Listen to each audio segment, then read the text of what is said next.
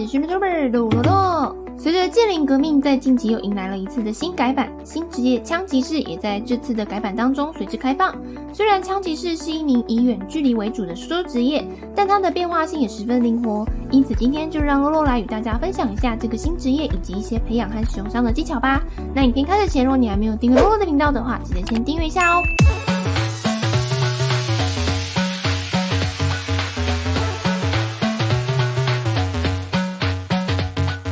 首先让洛洛说说招式选择的部分，在对应射击的选择上，洛洛会倾向在挂机时使用暴击率增加的效果。假若是 PVP 的话，则建议选择具有强大防御能力的招式3。但如果还没能开启招式3的话，则可以选择拥有减伤效果的招式1，以求提升枪骑士的生存能力。毕竟会使用到对应射击的时候，通常都是攸关生死存亡的场合。而指挥的部分，在条件允许的情况下，自然是选择能够间接大幅提升队伍战力的招式2。在点火的部分，则势必选可以打上弱化效果的招式2。毕竟招式1的增伤只有针对该技能，但在为敌人打上弱化效果后，所有技能都将能够为敌人造成额外伤害。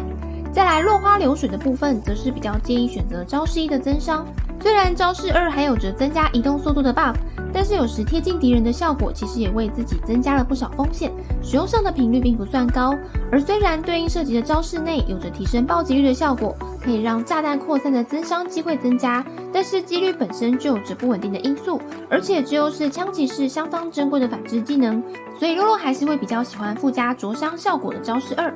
落花则是单纯的依照伤害系数的增幅高低来进行选择，但其中的吸血招式则是比较不建议，因为会使用到该技能的场合，前面通常也都会有队友挡着。若是要挂机的话，如果需要依靠这些吸血才能够存活，通常也不会是太稳定的挂法。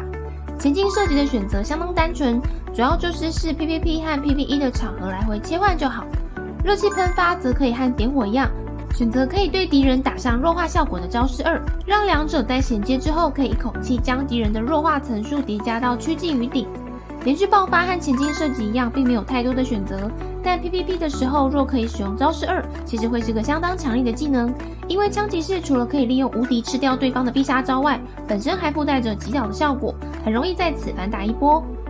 若是平常追求输出的话，可以让乱弹射击保持使用出血效果的招式1，但若是在 PVP 的场合，招式2的缓速再搭配上枪骑士本身丰富的移速加成，其实也会有意外的收获哦。爆发射击和重新装弹的部分也是选择有限，在 PVE 的时候就选择伤害量加成的招式1，在 PVP 的时候便能够选择减伤或跑速加成手段来补偿生存能力。但在普通攻击连环上，其实就可以考虑选择榨取生命力的招式2，因为该技能本身并没有冷却时间，而且在其他技能冷却的时候，角色最常使用的就剩下普通攻击了，这点能够确实帮助我们维持血线。必杀技在条件允许的情况下，则是必定选择招式2来提高角色本身的能力。内力为目的选择上，将会依照对手的攻击形态来决定。虽然挑选招式2的无敌会是比较万用的选择，但是招式1的远程减伤效果足足长达15秒。如果对手正好是远程角色的话，就可以把对方豆腐吃得不要不要的。说完了招式的选择后，当然还要来分享一下技能的连段咯。